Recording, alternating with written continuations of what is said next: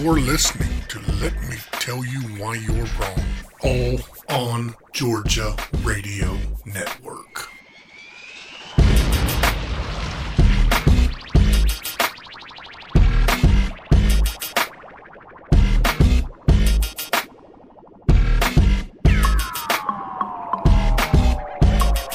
Welcome to episode 61 of the Let Me Tell You Why You're Wrong podcast. I'm Dave Roberts, and you're not. With me, as we go around the table, is Matt Lowe. Yo. And the anger is back. She's feverishly firing off articles. Jessica Szilagyi. Hello. I didn't call you mean. Right. Just angry. Angry. Justifiably angry. Let's Honestly, clear that though, up. like, I know people can tell a difference. Like, I'm passionate about issues, and one of the issues that we're going to talk about tonight is probably, like, one of the worst things to come out of session, and I get very fired up about it. But overall, like, the fact that session is not in is just so wonderful and joyous and makes my job, like, good again. I freaking hate when the legislature's in. They ruin lives. Oh, literally. Yes. And then they say, well, we're just nice people. We're just trying to do what's best. Okay, well, stop trying. Stop being nice. Right. Don't try so hard. Leave us alone. So anyway, yes. The anger is reduced, but... Matt, how's Fort Lauderdale? Warm. Sunny. And then Jensen Beach was the same. And so was Savannah. And then I drove, you guys know because we were talking about it. I kind of midstream got diverted. I was supposed to fly down, fly back, but I flew down and then drove back so that I could hit some other places on the way back. And it was the drive on I-16, which is terrible. I don't know how you do that all the time, Jessica. I would shoot myself in the head. Is when we started hitting all the storms that rolled through Georgia on Sunday. So it was terrible. I hope you sped up in Oak Park since I got there. Police department shut down. Dude, we ran somewhere between 85 and 90 down the whole thing till we diverted. I don't remember what exit we diverted on because we had to run south to Perry for a moment. And Jessica, you've been filming, and I guess that will drop before this episode does. Not necessarily. But it's on a topic we're going to talk about tonight, so. I will say this much. If your name is William Perry, you should go by Bill.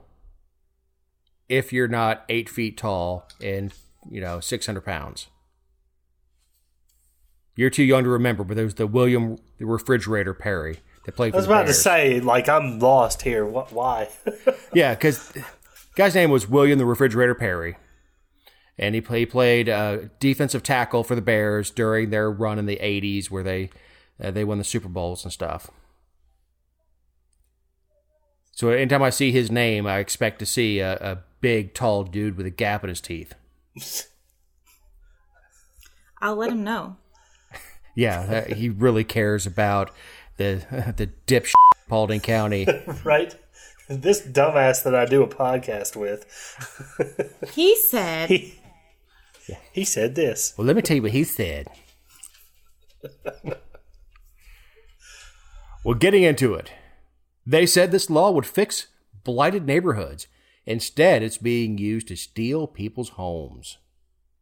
Boo. So you're going on the record to be against stealing homes? At least when it's in regard to blighted property, sure, yeah. And Matt, go ahead and write that down that Jessica is for private property rights. I mean, we're breaking news here. Right. That's going to be the title of the entire episode. The shocking news. The shocking news. Yes. Okay. Well, let's cover first what blight is. Matt, as the expert, Matt's still clicking on the stories because he hasn't read the outline. Right. You can hear it. He's like, why won't this thing load? Like, what are we talking about? He's got the same look on his face that, like, my dog does if I quote Socrates, like, head cocked 45 degrees. Huh? Blight. I thought that was a color. I didn't realize you were going to put me on the spot to define a word, so I had to pull it up real quick. Interestingly enough, it's a plant disease. So. We'll go to Urban Dictionary. I'm sure it's something else. Now, definition number 2 on it is a thing that spoils or damages something. Jessica, you want to help us out? It says the vacant properties are a blight on the neighborhood. So Urban Dictionary says that is the feeling when you're walking through a part of town and you feel like the neighborhood has seen better days. That's true. I was expecting much worse. Well, that's just the first sentence, but I can barely breathe right now. So anyway, most people have been through these neighborhoods. Michigan calls it Detroit. So if you just put a whole circle around Detroit, that's blight. Yeah, it's poorly kept properties. They're often run down. You know, they're an eyesore. Often. Dilapidated buildings, attracting rats, crackheads, that kind of stuff. Owners are not taking care of these properties. It's also a slang term for Bud Light. For Bud Light? Like, yeah. A mixing of the B and Bud and Light. I can see that. I can see a drunk slur going, give me a Light. Oh, this went off the rails early. Oh, this is funny. This is the best. Matt's not even paying attention. He's just doing his own research for the show right now. A person who is completely bad luck. If they speak or are in a certain place, bad things happen. Then the use in a sentence, that Dave is a blight. He walked into the room and immediately my team conceded a goal. I just thought it's funny that they used Dave. Oh, you're a simple creature. A giant lumbering behemoth. So anyway, the idea of eliminating blight is improving neighborhoods overall. There are nonprofit organizations that go in to take care of blight. The idea is something that's completely dilapidated, unusable piece of property, and the overall idea is to clear that property off, let someone buy it, and improve the neighborhood. But, Jessica, as like everything else done with government, what happens? It's abused. And now these people are, the neighbors and organizations, nonprofits that have certain causes are using the courts to take people's property. And people are getting kicked off land they own. Yeah, and the story that you sent, there was someone being kicked off their property because they wanted to put in a retail center or something like that. And the person's like, hey, I just put a new roof on, put a new bathroom in. We're rehabbing the home. It's, hardly dilapidated. Well, it's a work in progress. It is certainly a scary thing when the government is deciding what is dilapidated, what's unusable and what's not. That was, I was curious, did the law cover that definition? When they wrote it, did they? Because the story doesn't really say anything about that. I mean, about what... I don't want to make assumptions about what the government did, but I will say that when Georgia amended our blight laws, I think last year or the year before, the bill was 35 pages about what it means to be blight and how you go by defining blight in court and then how the court addresses blight. So, like, if it's, and I would imagine that ours was modeled after others because this has been a trend that's been happening around the country in the name of economic development. But, and like you said, it's not in the article, but from what I've seen legislatively, they do get very specific. But that doesn't mean that it's the right definition just because they were specific, you know? And it's obviously not right. No, I enough. just would hate to think that there would be a something that's all fast and loose that they were using. Well, that's how they operate anyway. Right, with my money. Right. And that's kind of the same problem with using eminent domain for economic development. Is the town sure would do better taking your house down, putting a mall up so we can get more tax revenue. Right. That's fine. Take my house down, put them all up. Pay me what I want, not what you think it's worth. Yeah, I'm not sure. I'm not a fan of eminent domain at all. Not even for things that are one might consider to be legitimate. No way. I mean, you'll hear some people like, oh, I don't like eminent domain unless, nope. I don't care if you want to run an interstate through Creekwood Pass, you're going to have to pay me a crap load of money for that. Right. Or should, anyway. Interstate running through your backyard? Yeah. Well, there's a town flooded. What is the town of Lanier that's under the lake? Yeah, they're all over the place. There's one at Lanier. I think Altoona had a little bit of one. And then what are those little mud puddles just across the border in Alabama? Weiss? I think Weiss has an underground or has an underwater.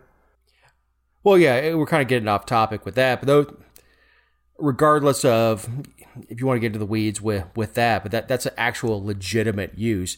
But when you hear about things like Trump wanted to use eminent domain to put up a parking garage for his casino. Right. Things tend to veer off and go the wrong direction. This is right. seems to be the same idea. We can all agree that blight's a bad thing, and if a property is abandoned in a health problem where you've got rats coming from it and everything else, that's one thing. But it seems that these municipalities are using it to take private property to increase the tax value and, of course, ultimately increase revenue. Because they can.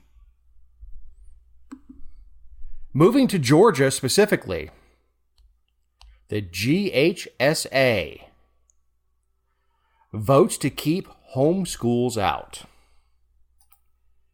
The Georgia High School Association voted last Monday to prohibit homeschool eligibility in sports and other GHSA governed activities.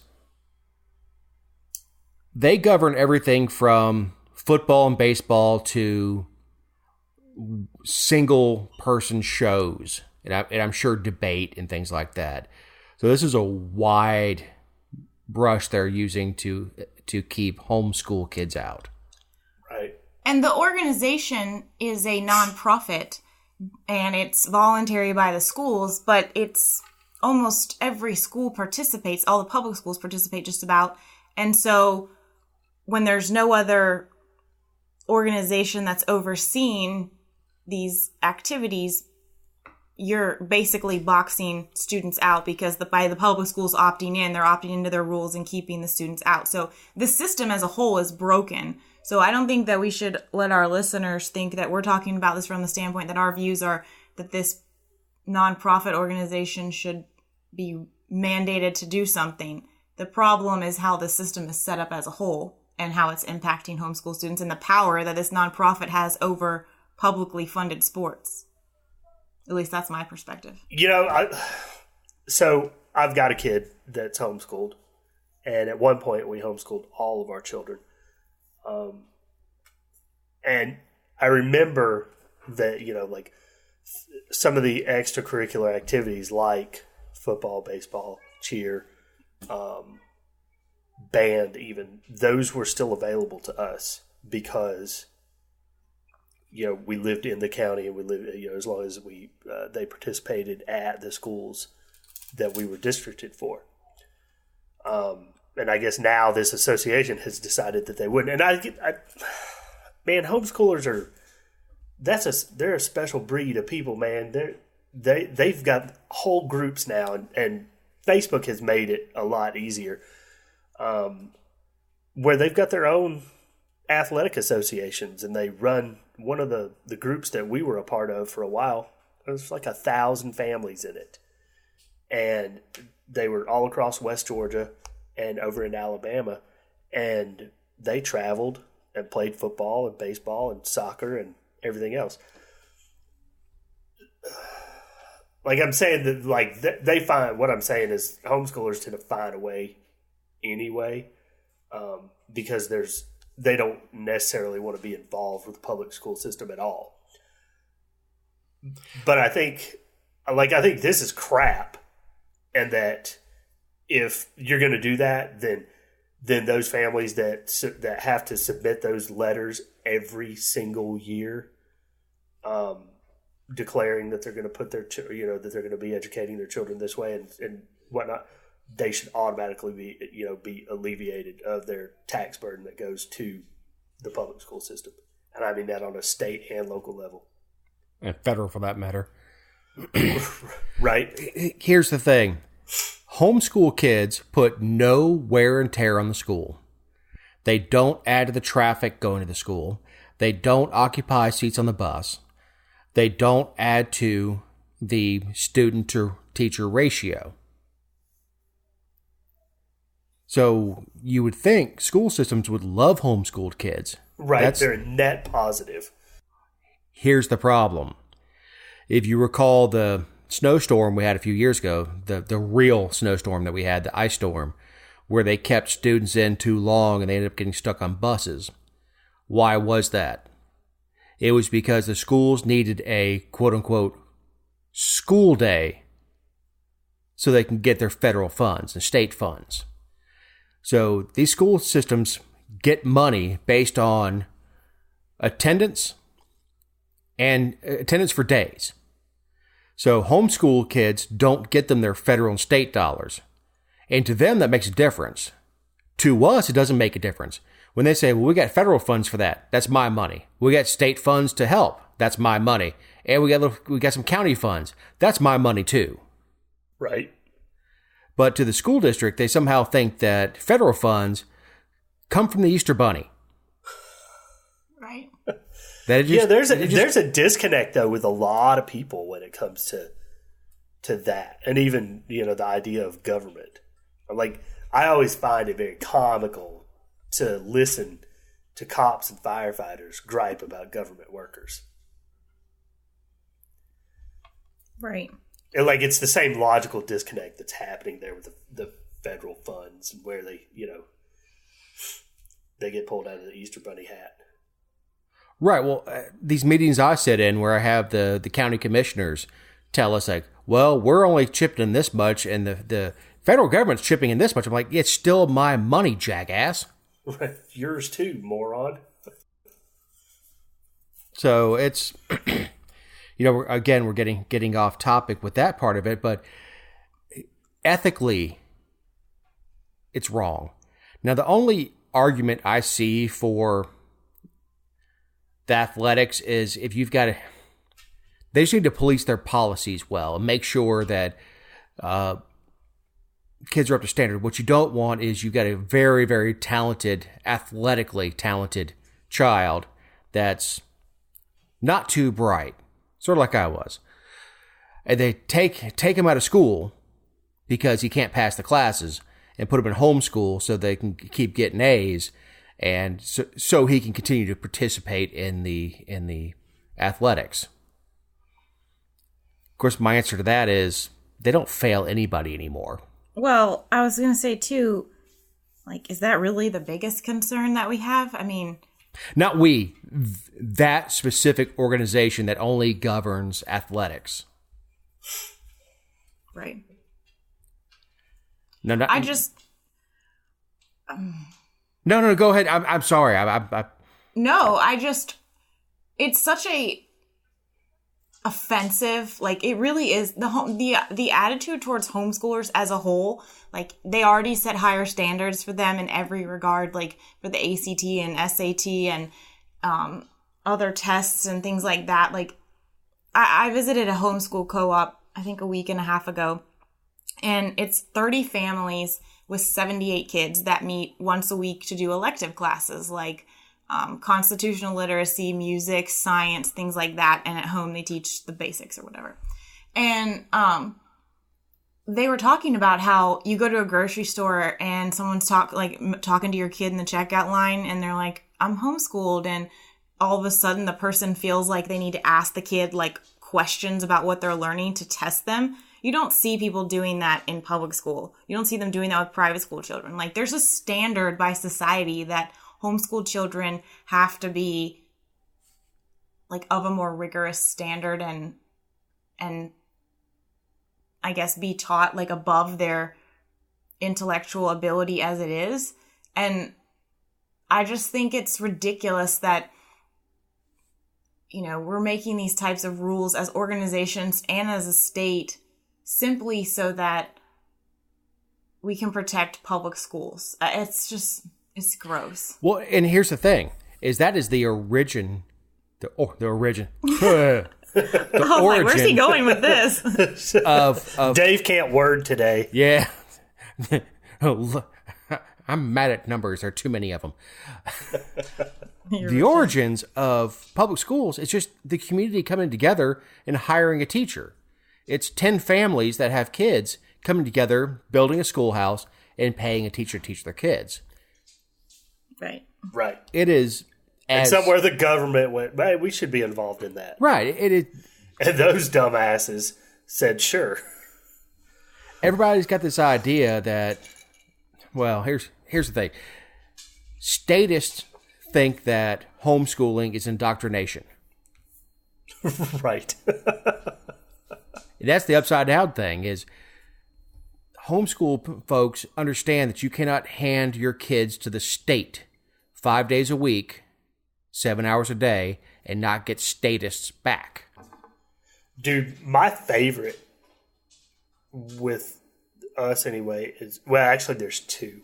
One is, you know, people always ask about socialization, like they're puppies or something.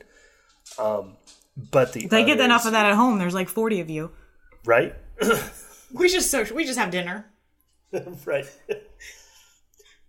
But like, I think I'm always like beside myself at the disconnect in people when they're like, oh, I couldn't do that. I couldn't teach my kid, you know, high school level mathematics. And I'm like, didn't you take high school level mathematics when you were in public school? So it didn't, what you're saying is that your public school education didn't properly prepare you? Is that where? Right. Well, truthfully, Matt, if it weren't for Martha, I would be scared for your kids being homeschooled. Why? I'm going to need a list, Dave. There are 60 previous episodes to go back to listen to. That will. Hey, Matt, is that a glass of bourbon? Yes. Good man. Good man. I took the ice out so I didn't hear it on the microphone. But no, I was in a hurry. I had to use the. I've got the rocks that stay in the freezer. Oh no, I use ice cubes because watering down the bourbon's not the worst thing that's ever happened to me. Well, I watered down this bourbon too because it was some terrible. It's actually terrible bourbon, but it's not bad with enough water in it. It's called water. It's some stuff I bought. The local store was running this thing where if you bought a bottle of this, then it put you on a list to buy a bottle of Pappy. Yeah, that happens. And it's terrible. But so anyway, I'm tired of looking at it in my cabinet, so I'm drinking it. As we continue to do horrible radio, the three of us agree. Right. That the association is doing the bidding of the local school boards and propagating the myth that somehow the state is better at educating your own kids than you are. Right. Now, there was a bill that made it out of the Senate, did not get to the House. Right. Or made it to the House on this one, but did not make it out of committee. Now, which of our representatives skipped the most votes in 2019? Vernon Jones. Vernon Jones skipped 98 votes. That's 25% of the total votes. That's disgusting. It really is. I mean... No, I'm just talking about the 98 being 25% and not 98% of the votes. Right. Sorry, Jessica. No, it's all disgusting. Like, the fact that we're talking about skip votes, we're not talking about absences. This doesn't include any time that they weren't present at the Capitol. A skipped vote is when you sit in your chair or you're in the chamber, but you don't push your button. You're present for the day, but you don't take a position. 98 times this guy said no. Let's disclose, this does not cover procedural votes, and sometimes those in leadership are not necessarily on the floor for, it's Monday. But 98, no. 98 is 25% of the votes, no. That's somebody who just either doesn't take his job seriously or doesn't want to be on the record for anything. Doesn't care. Well, Vernon Jones isn't the most ethical or upstanding politician in Georgia history. I mean, no, he's got some serious problems. So this is what I've come to know from him. And he's a Democrat, and so is the second place Sharon Beasley Teague. But the next several are Republicans. Jesse Peachtree missed 55, which is 14%. David Knight, Tom Kirby, they missed 13 and 11%. Like, these are people who are long-serving legislators and there's a House rule that says if you're there, you have to vote. So, I mean, Ralston, hello. And, someone made the argument on, I wrote the article and I counted all of these out of the 392 votes. I went through each one and manually made spreadsheets for these. It took like 3 days and I'm very proud of it. And I will probably take it to my grave because it took me that damn long. But someone was commenting that, if someone doesn't know what to do, they shouldn't vote. No, the answer is if you don't know what to do and you don't know what the bill says, vote no. Kill the bill. Don't just stand there while it passes. Take a stand. Right. Vote no, and if it's that important and it fails, it will come back and you'll have time to understand it. Well, here's the thing. If you're going to take a protest to it and say, I will not participate if you don't give me time to read the bill, that's 1, 2, 5. That's not 25% of the damn votes. I would understand if somebody took a moralistic stand and said, I'm not going to vote on anything after 6 o'clock on CNADA. Right. But that's not what's happening here. And then we have Josh McLaurin, Butch Parrish, Bob Trammell missed 0. Yeah, you bring up the fact that, you can understand 1 or 2. And I think that, no one's going to put on a campaign mailer that their state rep missed 1 vote. I mean, we get it. But at the same time, the fact that only 3 out of 178, because all of the seats weren't full this time, 3 people out of 178 didn't miss a single vote. That's kind of embarrassing. And we're not talking about perfect attendance. This is removed. This is not, I got sick. This is not, my kids are sick. This is not, I got a flat tire. This is, as you said, I am in the chambers. I checked in when the session was, when we were called in session, and then I did not vote. Right. And I think that's a huge difference because, if you tell me that you missed the vote because you were sick. You missed the vote because of whatever reason. You could not make it to the Capitol that day. Well, that's excusable, but being in the chambers and just, or worse, which is, I just don't want to, because we had some highly contested things this year between medical marijuana and the heartbeat bill. I just don't want to be on the record for it. And there are people who did that. I mean, there are people who missed the cannabis bill. Ed Reinders sat there on the abortion bill. Like, there are people who did that, and they should be held accountable. But my gosh. 98 votes. But will they? I hope so. I'd rather you have an opinion that's different than mine and you take a stand on it than not take an opinion at all, take a position at all. And it does seem that the longer you are there, assuming that you ascend to leadership, there's a chance you're going to miss more votes. Yeah, Micah Gravely used to vote no 12% of the time. Then it went to 5%, and now it's 4%. I'm talking about missing votes. Like Joseph, I'm talking about these people. I'm talking about Micah.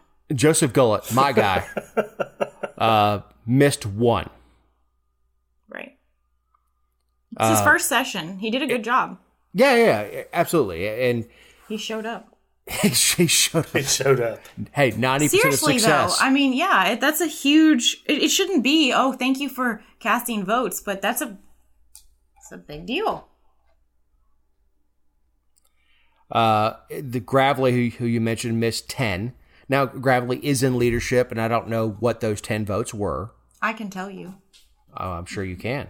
We'll talk about it another time. If you're listening, Micah, I will tell them. Matt Gertler, 3. These are people that come up on this show a good bit. Right. I saw somebody else that stuck out. Anyway, all this is available on All on Georgia. We can share it on our page. This data obviously was not easy to put together because the state, the legislature doesn't want to put this together in a usable format. And Jessica, you obviously did a hell of a lot of work compiling this information. Not only did you put it by number of skipped votes in this article, you put it alphabetically. So if I want to know, without scrolling through all of these guys, how did Kim Alexander vote? She skipped 3. I can go down alphabetically. It's a very usable format, and if anybody wants to question, as they should, their elected officials, this is a really, really useful article to do that. Well, and it made me really happy because I put in the article, if you want to know specifics about what votes your legislator missed or the ones they voted no on for that respective article, just email All on Georgia. And people did. And I sent them the votes back. And I'm sure that a couple of them were like lawmakers under fake email addresses, which is totally fine. I don't know if they thought it was bluffing or what, but I had the entire list for all of them. But, speaking to, they don't make it in usable data. If you've never been to the House website or the Senate website, it's embarrassing. Each vote is on its own individual page. You can't put it in an Excel. You can't copy paste it to anything. It is useless other than for the specific vote that you're looking at. And it causes transparency problems. And, it's one thing that I would totally support funding going to overhaul that site to make it more user-friendly and more data-friendly, because unless you know what you're doing, it's a waste of time. They could just pay you. Oh, this is interesting. Andy Welch missed 38 votes, almost 10%. Yeah, I'm glad you brought him up. In his spare time, he has sponsored a bill that we like to call the War on the First Amendment, the Journalism Ethics Board. Co-sponsored by Tim Barr, Rick Jaspers. Yep. Ron Stevens. I can pronounce that one. Mike Chokas and Mark Newton. I'm glad you said Mark Chokas, because Chiokas? I'm good with that. You are. I've been calling them a lot worse, so. Plus, you're the one like broadcasting professional amongst the triumvirate. Matt and I are just kind of stabbing at stuff that you send us.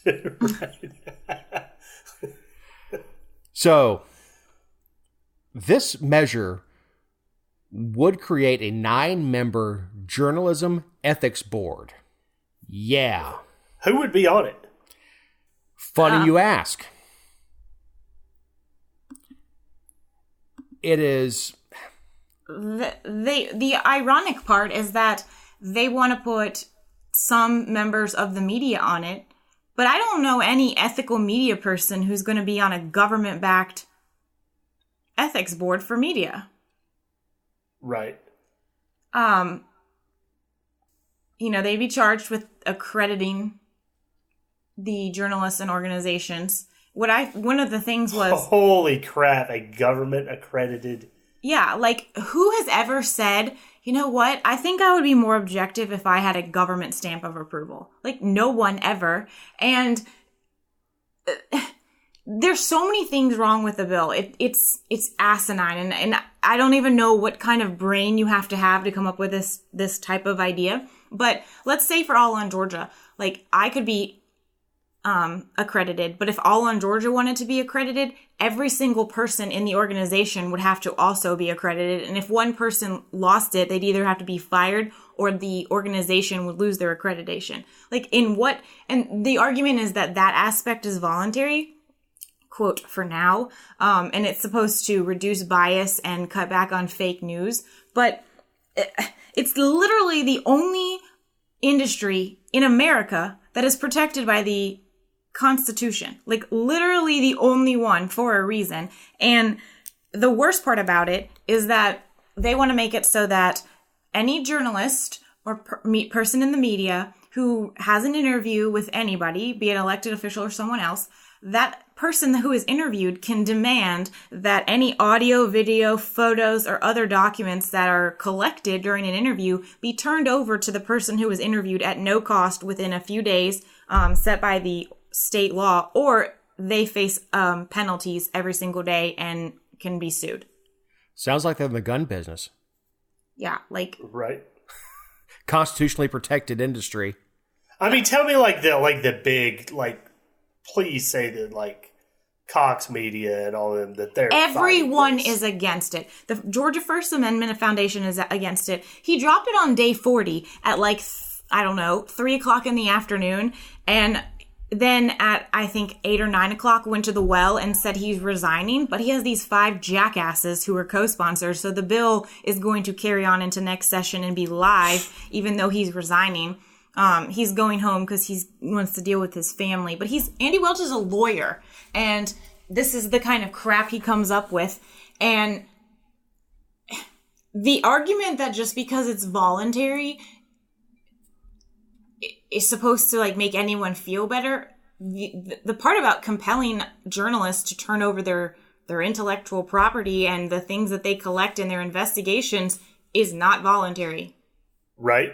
And I mean, like I said, he dropped it in the afternoon, and the founder of the Georgia First Amendment Foundation, the Valdosta Daily Times, it exploded on social media and Twitter. By the next day, it was picked up by Washington Post, The Hill, Huffington Post. Everyone has been blasting them, saying, "Are you freaking kidding?" Because the Supreme Court has ruled over and over and over again that there's no distinction between citizens and the media. They are one and the same. They are in the same amendment, and any protection that is extended to a citizen is also extended to the press. As a statist, he's definitely a Democrat, right? I don't know what he is. I just... And it's so rich coming from the entity that said, you know what, if you want to look at public documents of your government, you got to pay 10 cents a page, and you're going to have to pay us for our time by the hour, and we're going to send you a bill that you've got to pay before you can look at this. But you want me to turn over my stuff, my private stuff from a private organization for free? By the way, that was a leading question on purpose. He calls himself a Republican. The original party of small government. Yeah, well. And a constitutional republic wants the government to decide what is legitimate press. I mean, just the words don't even fit coming out of my mouth. One of the lawmakers, one of the sponsors, who I won't name because it was told to me in confidence, but one of them was quoted telling someone else, like, I didn't think there was going to be this much backlash. Are you freaking stupid? Did it rhyme with Fark Mootin? No, but he's an idiot.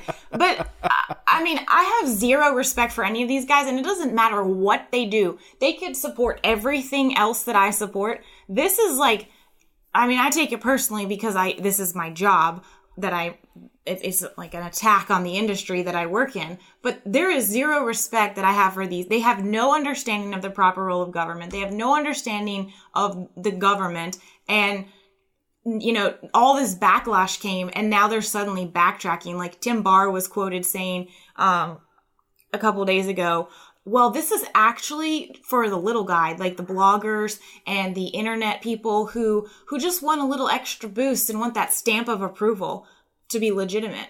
You know, I'm not legitimate because you tell me I am. Thank you, Tim. And listeners, this is what she sounds like when she's not mad. Right. I cannot talk about this without yelling. Like, I'm sorry. I don't understand how. And there were some rumors initially like, oh, this is just Andy Welch trolling because he resigned so close after he dropped this bill. He's just trolling the media because he had gotten some bad press and some biased reporting in his district. But I don't believe that, because you still have these other 5 jackwads who think this is a good idea, and long after Andy's quote departure, they still their name on the bill. Like, I will embarrass them for the next year until the session starts and they take their name off the bill or they join the Communist Party. Or embarrass them until they leave office. Here's the thing. Control of the press is number 1 in pushing propaganda. Yeah. Squashing or discrediting opposition is a key point.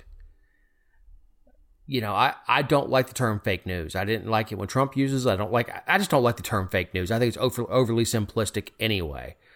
But for the government to be anointing reporters as, okay, yes, you know, kneel before me, rise a legitimate reporter. It's disgusting. Yeah, the most unethical body in the state wants to tell me how to be ethical in my industry. Thanks, I'll pass. And that's why I was curious who sits on the board, because that would have just, if it's made up of a bunch of legislators, I'd die. Oh yeah, it's like a doctor with dirty fingernails talking to me about hygiene. Right. I will door knock. I will make phone calls. I will raise money. I will do whatever I have to do to help someone defeat these 5 people in 2020. I hope Bill Heath signs onto this one. Get Jessica up here knocking on doors. Right. Seriously though, I mean, it is the worst bill to be dropped this session. Only not talking about the ones that actually passed and everything. I'm talking about the ones that were dropped that didn't move, because it's backed by Republicans. A number of them are chairmen. I mean, Mark Newton's the dang deputy whip. Ron Stevens is a chairman. Jasper's, Tim Barr, they're all chairmen. Like, it actually has the possibility. We're having this discussion. We're having to defend the First Amendment to people who swore to uphold all of the amendments. Get out. Get out of your freaking seat. Get back in your box. Yeah. Damn old white men. Matt, she was calling you. You're older. That's true. You're whiter. Because I don't know, you spent time in Florida. So if you thought I was angry, just buckle up. Next topic, please. This is just gasoline on the fire. Right. You want to talk smack about Peachtree City? We should have done this one like live with a camera. Oh, I'm sitting here flailing in my chair. I know. Got anything to say about Peachtree City? Bring it. They will sue your ass. Proposed ordinance would let Peachtree City officials who think they've been defamed and ask the city to pay for suing critics. It allows city employees and city council members at city expense to sue citizens who defame them in social media posts like Facebook, Twitter, Tumblr, or anything else. And in news stories, so it's the media too. Well, there's no difference between the citizenry and the media. There's not, but they made it clear that it's in news stories, so... Yeah, they did. Or in news stories. Holy crap. So, let me back up and go to a small topic on an earlier show. Didn't the legislature pass thing this year that said that we could sue the government now? They did. They waived sovereign immunity, and it's pending. House Bill 311 is pending Kemp's signature. And guess who sponsored that effing bill? Andy Welch. So guess what, Andy? Your bill will be the first one at the courthouse steps that we're lined up to freaking sue your ass about. He's out, and he's a lawyer. He'll represent you suing him over his bill. I'd rather gargle glass while tap dancing barefoot on Legos than do anything that helps him.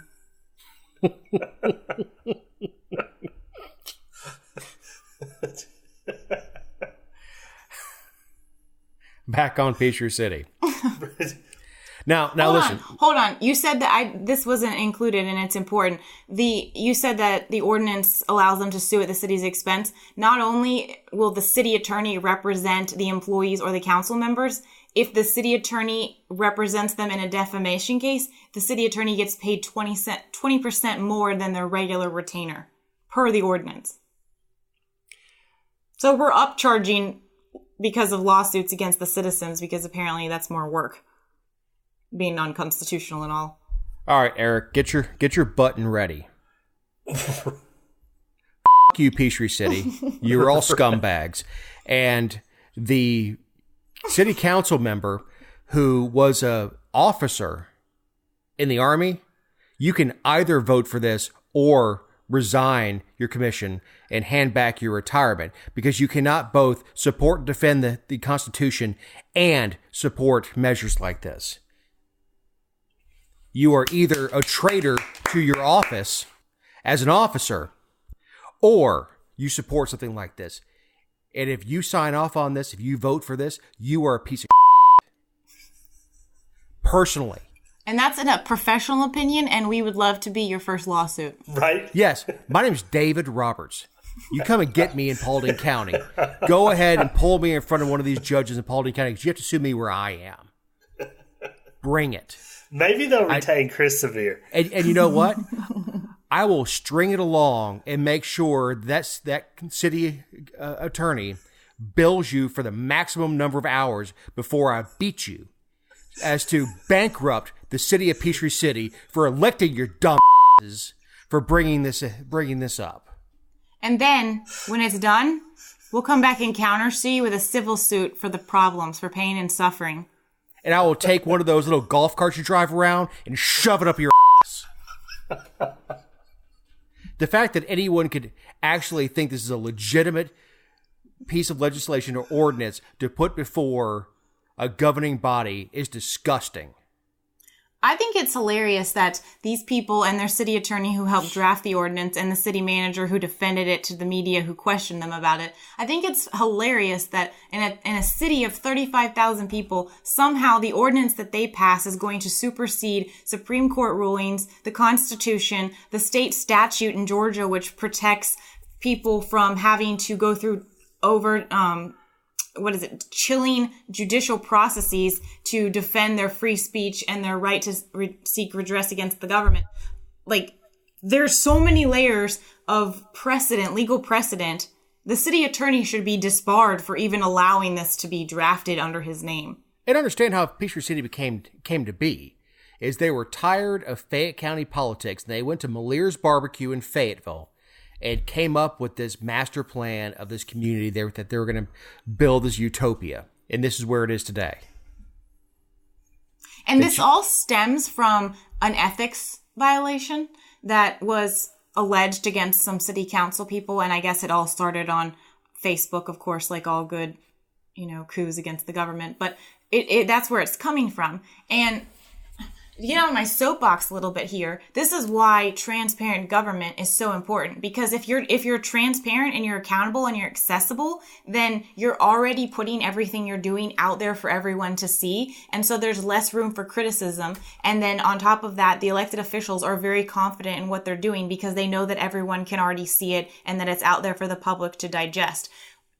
The public in return offers a little bit more trust, maybe deserved, maybe not, but they extend a little less criticism and a little more trust to the public officials because they know that the information is out there. That's why these things, it's so important to be transparent. Otherwise, you end up with bullshit like this, and it's going to cost the citizens if they sue them, it's going to cost them. If they pass it, it's going to cost them because they're going to have to defend it in court. I mean, Americans for Prosperity is going down tomorrow or on Thursday night to defend this issue.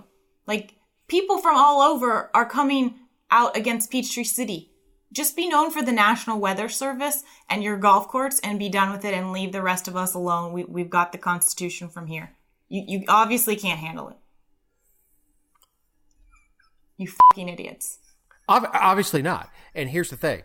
I want every listener on here to troll Peachtree City on every social media and post this podcast onto everything that they put out on, whether it's a beautiful day in Peachtree City, post this podcast.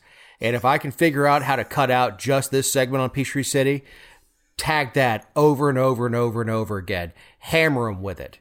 Because that is some scumbag, thin-skinned bullshit that only a backwater, spit cup drinking, cousin humping, trailer park city could get away with.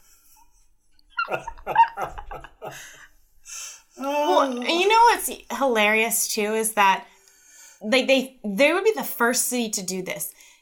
In Georgia, probably in the United States, but at least in Georgia. Does Peachtree City really think that they are just so progressive that they've come up with this new idea that, no one else has done? Or when you look around and no one else is doing it, maybe think to yourself, I wonder if this is illegal. No, are they? Look, this is a city that refused to build a pedestrian bridge over to an old neighborhood because the houses weren't nice enough. So the highway running down that area of Peachtree City is 74. They just refused to build a bridge over to this old neighborhood because they weren't up to their standards. I mean, it's a... So they're idiots and they're snobs. Oh, cool. Yeah. Oh, yeah. I mean, you think East Cobb has got the has got the patent on being uppity snobs? No, Peachtree City, that is Peachtree City. They would ask kids in school, other students would ask students, like, what neighborhood do you live in? And you'd say where you live, like, oh. I know this. I was married to a graduate of McIntosh High School. I lived between Fayetteville and Peachtree City. I mean, I know this area. I know these people. Well, and it probably sounds like we got a little carried away and that we are angry and we're mean about this stuff. But I really have no tolerance for it at all. Like, I've come to expect that they're going to raise our taxes or that they're going to regulate things like, where we can ride our scooters and where we can park our cars and how loud we can be and at what time we have to shut up and when we can water our lawns and all these things. I've come to expect that. I don't like it, but that's within the role of what we've crafted local governments to be. This is not. It's unacceptable, and it's becoming more and more common. And unless people are willing to step out of their comfort zone and shame them to the point where they go home crying and stop doing this type of thing, it's going to keep happening, and eventually someone's going to be successful, and it's bad use of tax dollars. It's just ridiculous. And here's the thing. Government should fear the press, but they should not have any reprisals. They should fear the press. And the press is there to hold government accountable. When the legal process comes down to that little blonde girl at All in Georgia called me and said something mean about me, so I'm going to sue them. We've lost. We've lost the culture war. It's over. Our republic is completely done at the point where I can sue you out of existence because you said something that I don't like. Well, as a person, you can. Right. I mean, you sue anybody for anything. Well, there's also a super high standard in court when it comes to defamation. Right, but we're talking about the government suing a citizen, Well, the standard for public officials is higher than a regular person. For it has to be malicious, and it has to be like intentional falsehoods without regard to whether it's true or false. An opinion, calling someone corrupt or saying that they do a crappy job or saying that they're cousin humping spit cuppers or whatever, that's an opinion. Well, here's the thing. Yeah, I can say Matt Lowe is a scumbag and Matt can't do anything about it. If I said Matt Lowe is guilty of embezzlement, right. Well, that's an actual accusation that can be disproven. Right. Both things are true. You, Dave. We got to get one of those per episode. I was actually going to save mine for my closing thought. But, and you know, yes, and when you say it sounds like we're going after him or being mean or anything else, but look, there's a certain things that you do that just make you deserved of being punched in the mouth. This is one of those things. When you decide that we should be able to sue the press, like I said, come to Paulding County and sue my ass. Bring it. But, you know, besides my male bravado, the underlying theory on this is pretty disgusting. You're asking someone with limited resources, me, to defend myself against somebody with unlimited resources, government. Because they can run up however big a tab as they want to and just go and tax their residents coming after me and put together a 100-person legal team against little old me. And if you win, you as the citizen or the press win, you don't get your money back until it's all said and done. God only knows what that will do to your financial situation and your lifestyle and your livelihood in the meantime. Yeah, I get more poor. Right. Because government. Because of government. They're the reason I was poor to begin with. Right. All right, time is running out on us. Time for closing thoughts. Matt, I think you actually have a closing thought this week. No, I don't now. I used my F-bomb on you. You two got so wound up over this Peachtree City thing. I was just going to make sure that, and I didn't say Jack, because y'all were just, like, I had Dave in my left ear and Jessica in my right. And I didn't want to interrupt you because I know, when you're on a roll there. But I just wanted to, like, issue my fuck you Peachtree City so that I could be included in the lawsuit trifecta here. So you wanted to be my co-defendant. That's right. Once again. It would be the best trial ever. Because I'm going on the stand, Matt's going on the stand, Jessica's going on the stand. I mean, it'd be the best trial ever.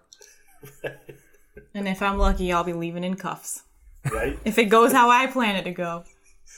No, if everybody is lucky, you're leaving in cuffs. Go ahead and bring those cameras in.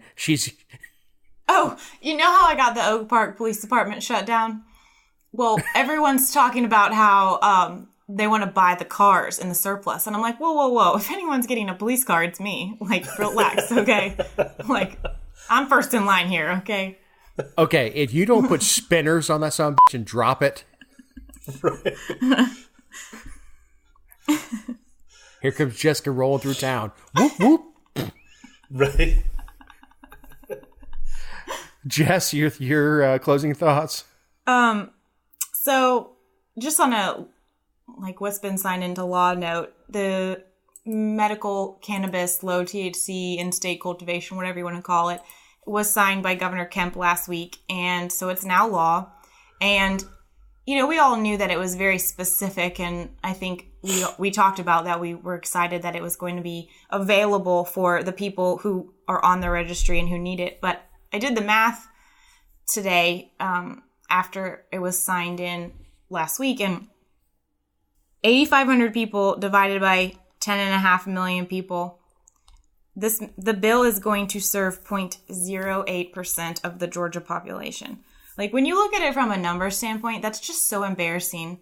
And I just really hope that somebody with some clout, not that Micah didn't have clout or didn't do what he was supposed to do. He did a good job. He got it passed. But I just hope somebody with even more zazz behind them comes, you know, around next year or the year after and just opens it up. Like, we're not talking about recreational. We're not even talking about medicinal marijuana. We're talking about low THC CBD oil that's now available to 0.08% of the population. We shouldn't be crafting laws that are that specific and that limited. Right. And I just wanted to add that little tidbit. Okay, one. You said something loving about Micah. It wasn't loving. It was matter of fact. It was like a reality. It was not loving. There's no love there. Good Lord. You hear that, Micah? You know, when this drops, I'm having breakfast with Micah.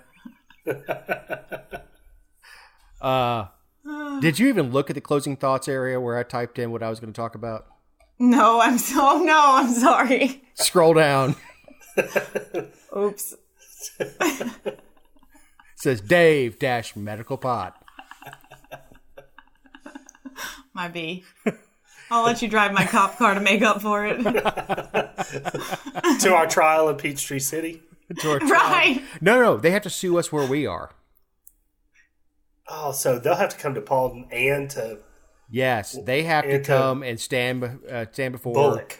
No. I got asked for a change in venue with mine. I've written about too many people down here.